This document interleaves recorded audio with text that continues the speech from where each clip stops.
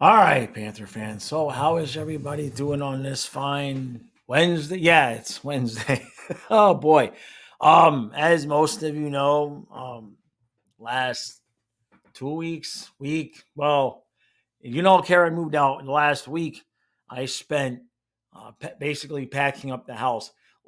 So the house is 3,400 square feet, and um, my ex wife left in 2018, and Karen moved in 2019, and wasn't a whole lot of time in between the two.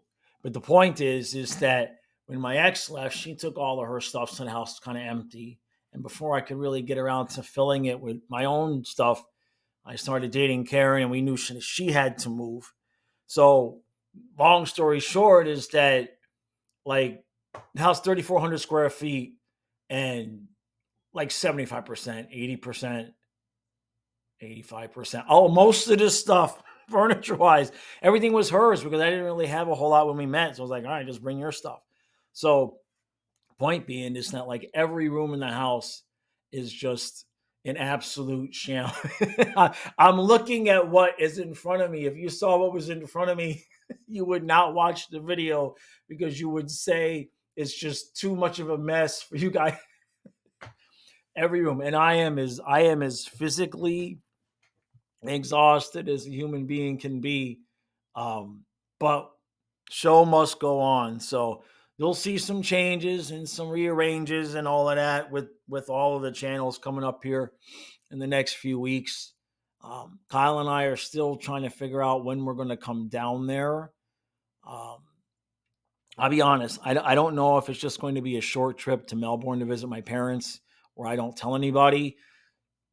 Um, or I guess the possibility still exists that we could come down for opening day. Right now, I don't feel like I could survive the ride to the airport, and I don't have anybody to take me to the airport.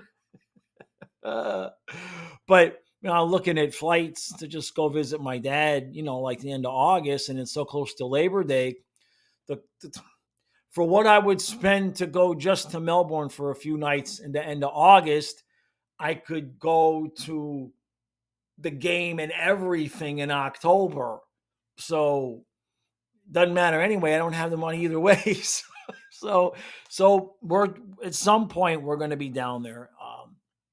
At some point we'll be down there going to a game. I don't know if it's going to be opening day, if we're going to wait for the playoffs. You know, I assume as Panther fans now we can be safe in assuming we're going to make the playoffs, but nothing is ever guaranteed.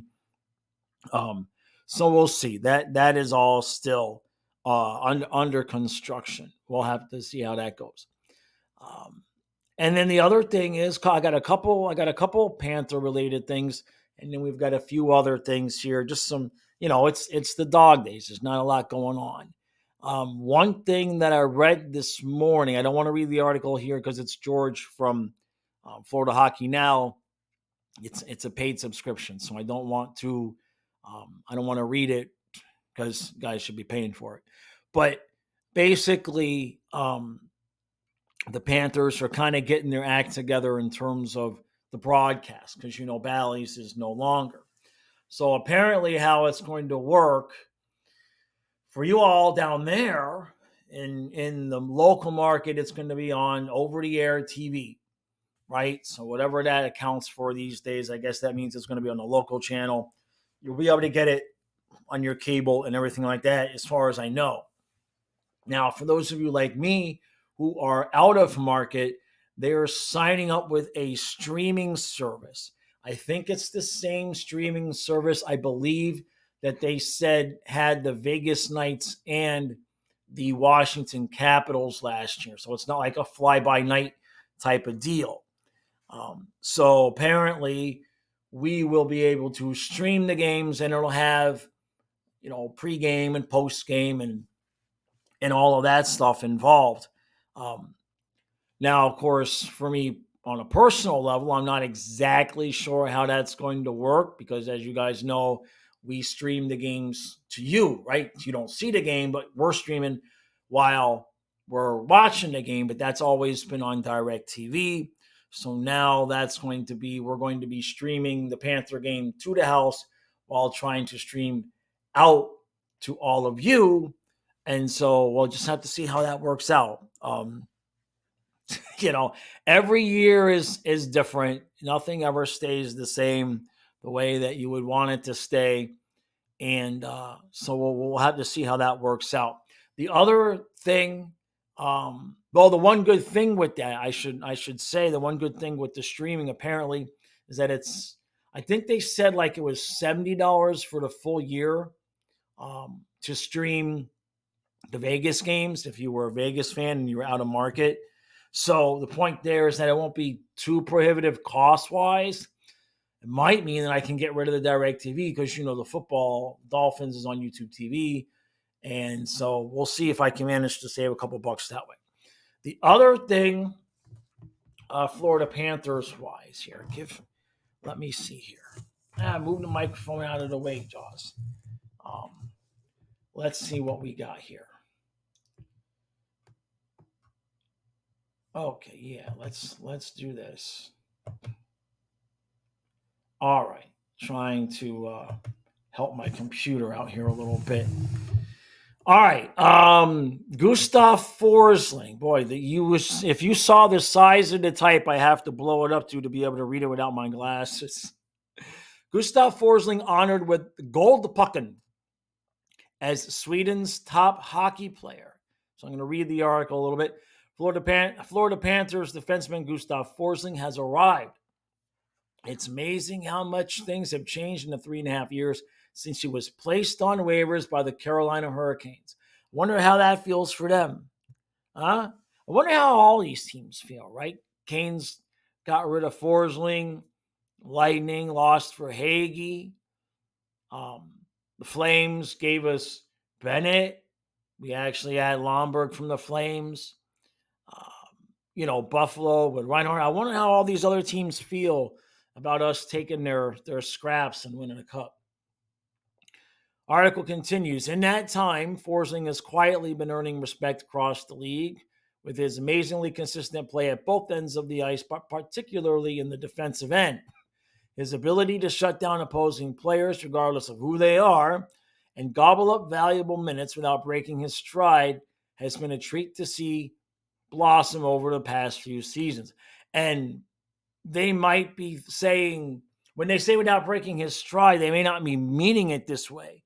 But I think for us, it is quite literally without breaking his stride. We have seen him go from offense to defense, and he's such a ridiculous, incredible skater that's exactly right. It doesn't ever seem like he stops and starts.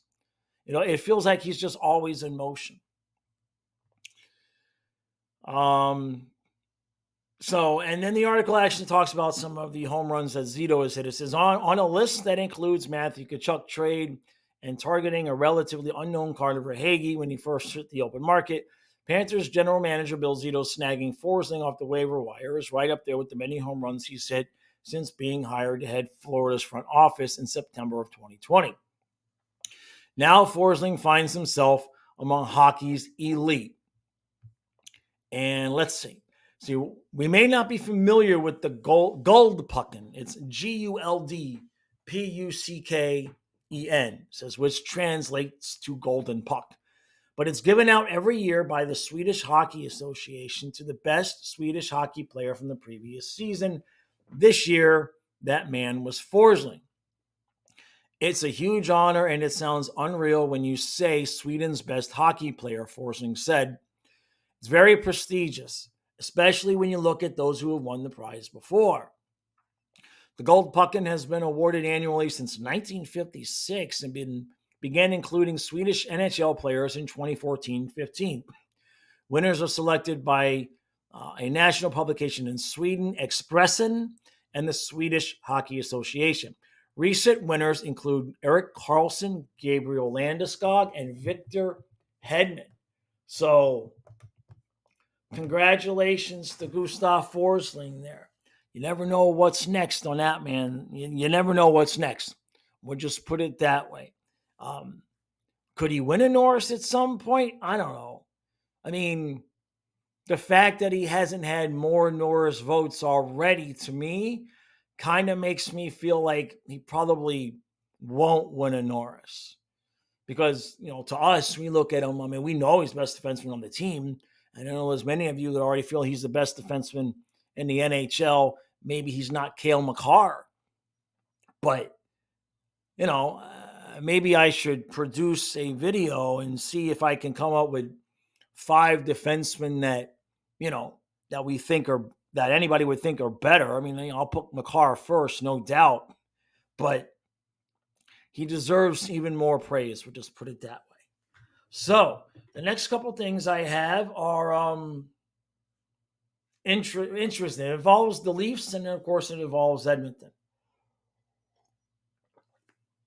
So while I was knee deep, ankle deep, arm deep, waist deep, and just deep in deep doo-doo, surrounded by boxes these last few days, because I'm packing my stuff for my ex-girlfriend. She's not real strong. She's older than me. So instead of packing 20 big, wardrobe size boxes, I had about 50 or 60 18 by 18 by 12 boxes. So it was just like, it was incredible. So while I was doing that, it had nothing to do with nothing. Apparently, the Toronto Maple Leafs have removed the captaincy from John Tavares and gave it to Austin Matthews. And what's interesting about that is, for a while, not recently, but at some point, I don't know if it was beginning during this season or the beginning of last season, at some point I was making a comment about Austin Matthews. And I mentioned how, well, he's the captain. And somebody corrected me. And they said, no, Tavares is the captain. And I just kind of it's like, well, why wouldn't Matthews be the captain of that team? Matthews is the face of the team. Tavares was a great player in his day, and he came in from the outside. And it's just one of those things where I guess it never registered with me because I just assumed that Matthews was the captain, right? But he was not. So now, of course, Leaf fans are wondering, what exactly that means. Does that mean Marner's not going to have the A and then going to get rid of Marner? Does it mean that they might move Tavares at some point? He's not getting any younger, and he was pretty much a non-factor as far as I could see in the playoffs. I know when we played him the season before, he wasn't much of a factor. So when Kyle told me about him, my first impression was I thought maybe they would be moving on from Tavares. I don't have his contract stuff up and everything like that. With Cap Friendly being gone and me being so busy, I haven't had time to really find another site. I'm sure that there's sites out there. So, to me, Matthews should have been the guy already. And so I don't know how much this really says about what they're going to do with Marner or Tavares, but I think it has more to do with them kind of saying, yeah, Matthews should have already been the guy. So in terms of that, I know Marner's contract comes up at the end of the year. They can only pay so many guys so much money. But with Tavares declining play, if you keep Tavares to lose Marner, I think you could pretty much scratch Toronto off of the up and coming teams, and that's going to cause them to take a step back. So we'll see how all that goes. I know that there was, there's some Maple Leafs fans really just thinking that they had already they've turned the wheel, so to speak. That they've made all the changes that they would need to make. People were also thinking that this might just mean Tavares is going to get an A, Riley will keep his A, and then does Marner maybe not have a letter this season? That could happen too. That's gonna tell you who's coming or going, right? But yeah, it's just interesting because I knew Tavares was the captain, obviously, but it just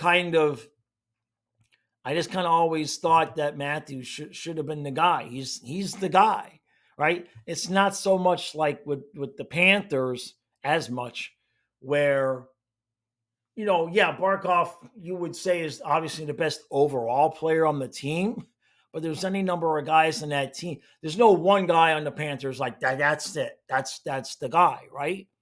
You could easily go with a Kachuk at captain. Our Barkov is turning out obviously to be a good captain.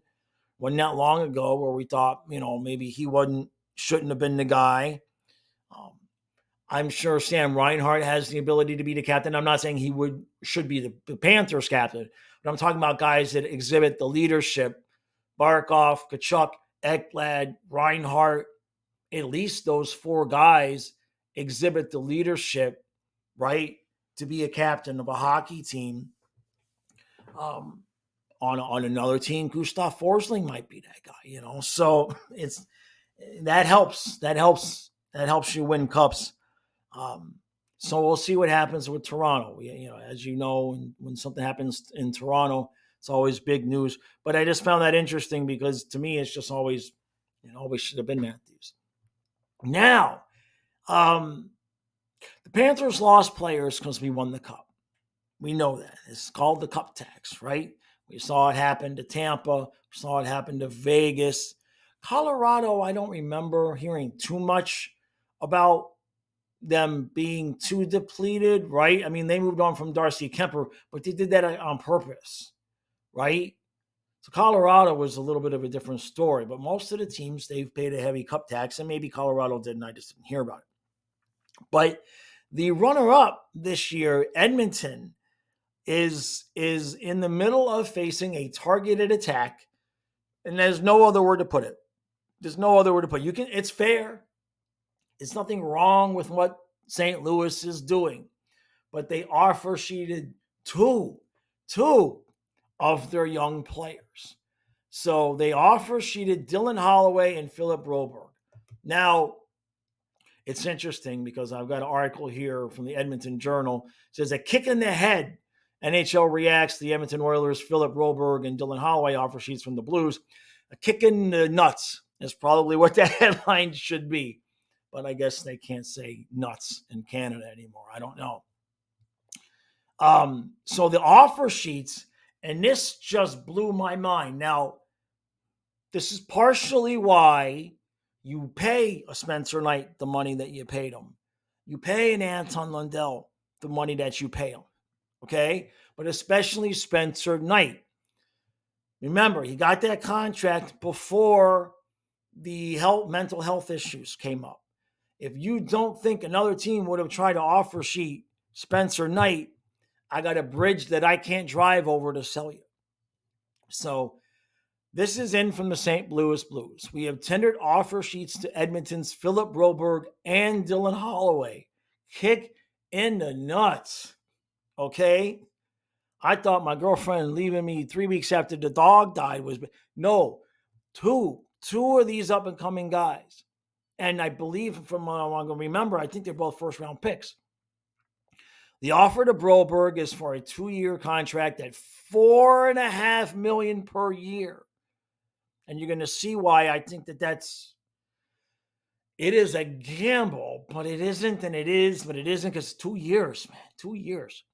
The maximum offer so it's a 2-year, $4.5 million. The maximum offer that would require a second-round draft pick is compensation. The offer to Holloway is for a 2-year contract at $2.3 basically a year. The maximum offer that would require a third-round pick is compensation. Now, I went and I looked at both of these players because I'm like, especially with Broberg, it's like $4.5 million, but it's only 2 years. So it's like they want to steal him. They're willing to basically overpay him to steal him from Edmonton, see if he can be what they think he can be, and then sign him to a long-term deal. And if not, they'll have an asset to trade.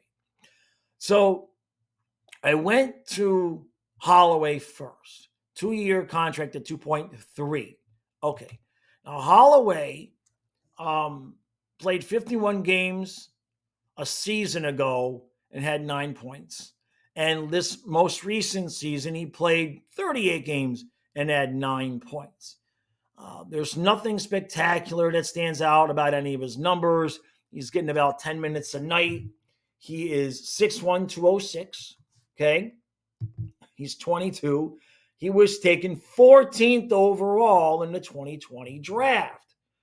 In the playoffs, because I wanted to see, now in the playoffs, he played all 25 of Edmonton's games. I'm not sure if that's all they played, but it must have been. In the playoffs, he played 25 games, had 7 points, and was a +4, playing only 11 and a half minutes a night. So he had 7 points in 25 games in the playoffs, but only had 9 points in basically 40 games during the regular season. So he clearly showed in this year's playoff run that, he might be ready to take the next step. So the first question I have here is, what the hell is Edmonton doing?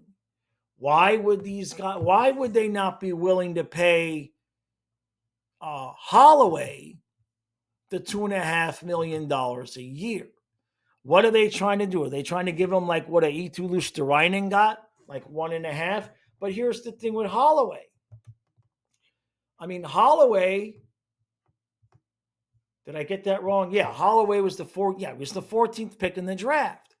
So what are we doing, Edmonton? Now, I don't know their cap situation. I know the article about the situation talks about how they might have to put Evander Kane on LTIR because he might need surgery, and maybe that'll clear the cap space.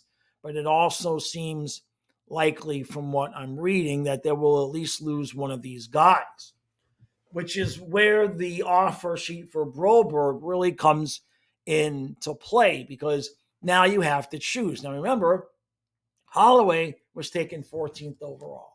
When you come over here to Philip Broberg, or is it? That's Holloway. Come here. Come over here, Broberg. Thank you. Okay. Broberg was taken 8th overall in the 2019 draft. He's a defense. He's 6'4", 212, and he's a defenseman. Now, in terms of his regular seasons, let's see here.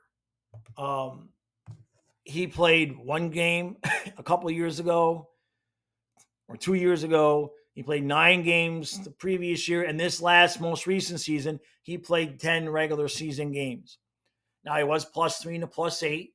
This last year, when he played the 10 games, he had 15.48 time on ice. However, I'm looking at the playoffs. God dang it. That was just playoff numbers. Regular season, well, it ain't much different. Regular season for Broberg. First year, he played 23 games. The second year, he played 46. This most recent season, he's only played 12 games. He only played 12 games during the regular season. But then in the playoffs, and this is what I had pulled up, he was inserted into the lineup. Here, let me get this. Broberg was inserted into the lineup in the last 3 games against the Stars. And then he played all 7 games against the Panthers. Now, against the Panthers,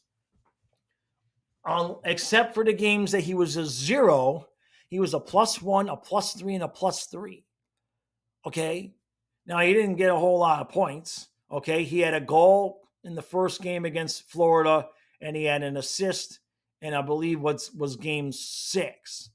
So the point there is that, again, this is a guy that has proven, at least very, very recently, that there's probably, very much value there for what, they took him in the first round. So you're talking about guys that were 8th overall and 14th overall, and St. Louis is trying to take both of them. And the bad part is that, okay, with Broberg, you're going to get a second-round pick. Getting a second-round pick is a completely different planet than a dude that you took 8th overall. Now, the Holloway one is for a third-round pick. So what does Edmonton do here? To me, if I'm the GM, if I know I can't sign both, to me it is a no-brainer that you keep Broberg. And I know that contract is heavy. It's heavy. Again, he's 6'4", 212. Okay, he's a big lefty. He's a Swede. I would not lose this guy.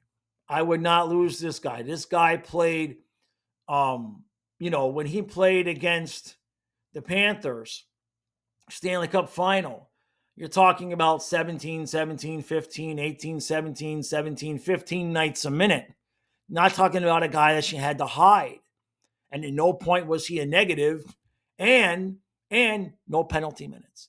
The entire 7-game series, no penalty minutes. Playing against the Panthers, Stanley Cup champion at 23. That's not a cat that you can't lose that guy. So I think you let Holloway, if you have to choose, to me, you gotta find a way to pay Broberg. Can you do that moving Vander Kane to LTIR? Is there another move there? I don't know all the details, but I don't think we've ever seen, and this article actually talks about it. I don't think a team has ever gone for 2 players at once. Where's this at the bottom of this article? Yeah. Let me take a sip of water here.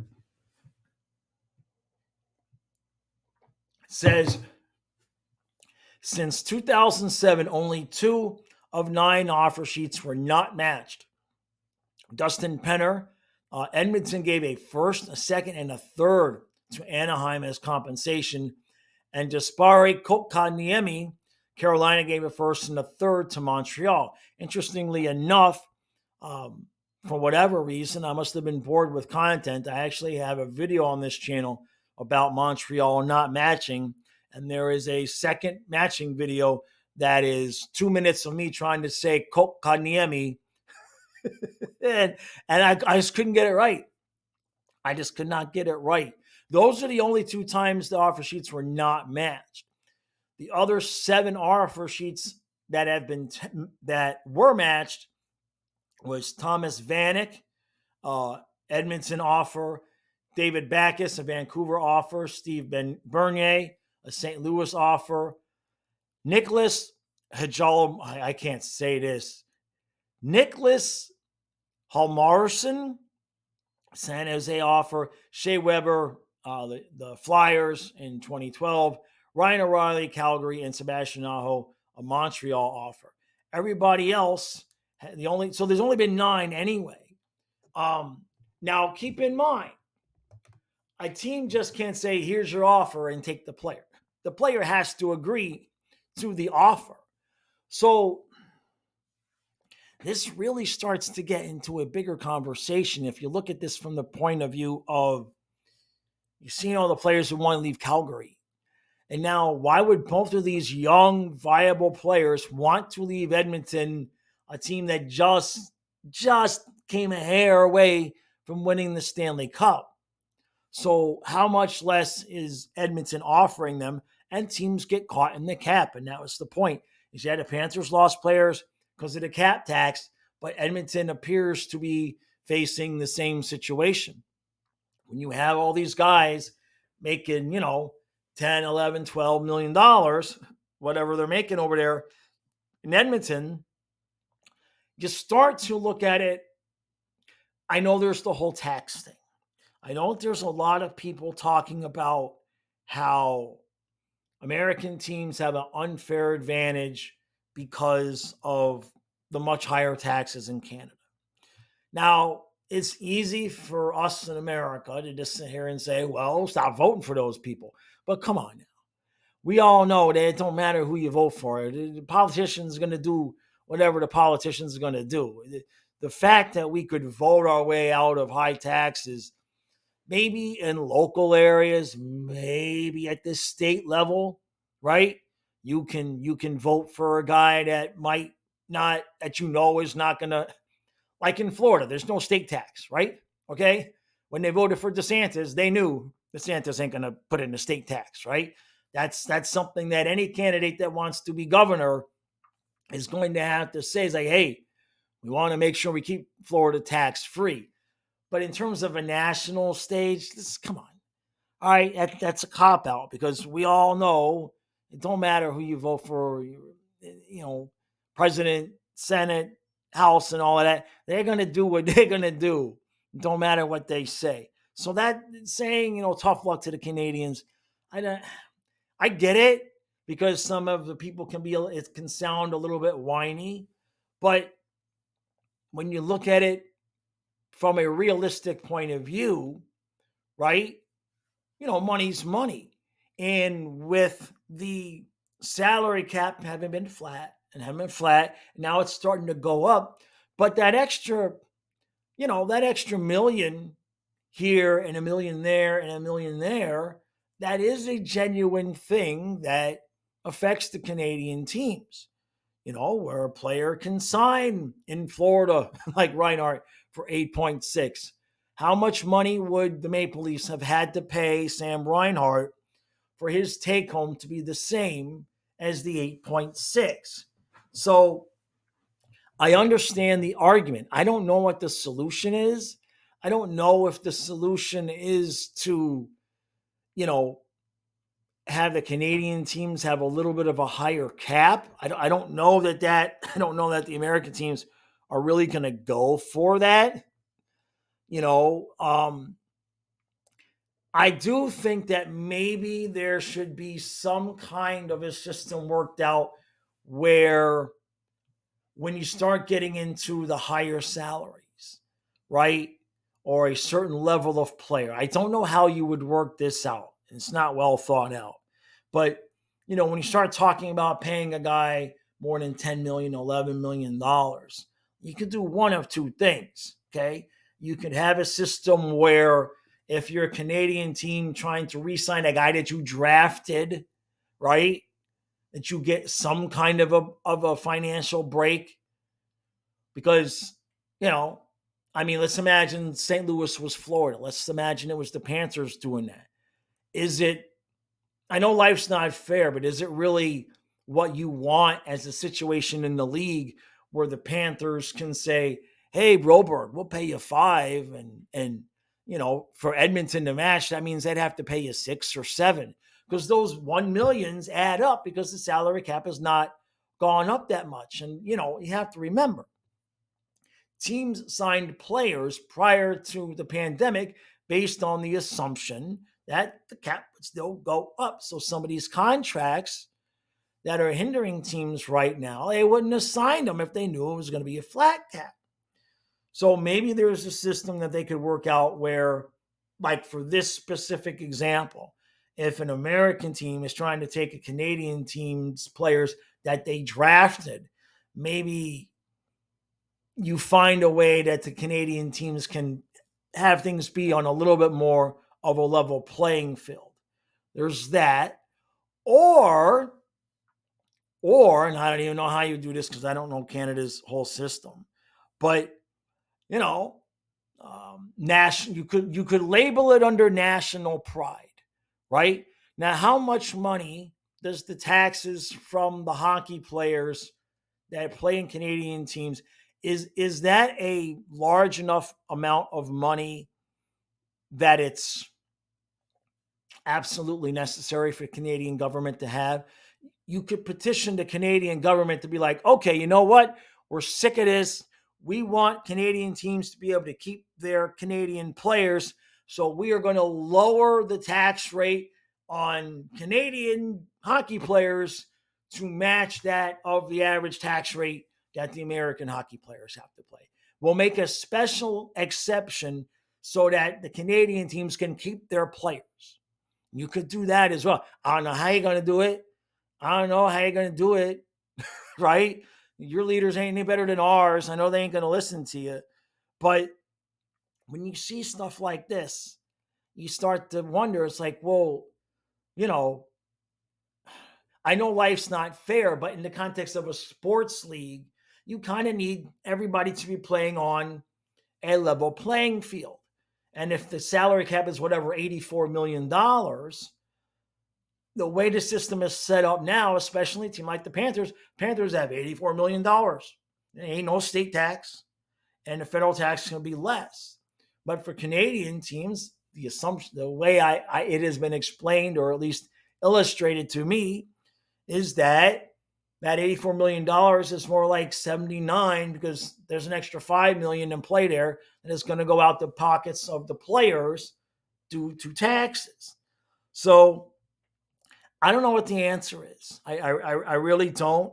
But while I know for some people it sounds like it's whinish, and I don't think the Panthers won the cup because of this, this situation to me illustrates, I don't know what St. Louis's tax situation is. I don't know if this really figures in, but there's got to be some reason why these kids keep wanting to leave Canada, right? Because if they didn't want to go, they wouldn't have signed the deal, right? They have to sign the deal. The Broberg one is the biggest one. That's the kick in the nuts. Because being that it's only a 2-year deal, St. Louis, I guess their cap situation is pretty good. They can roll the dice, pay him that money. It's only 2 years.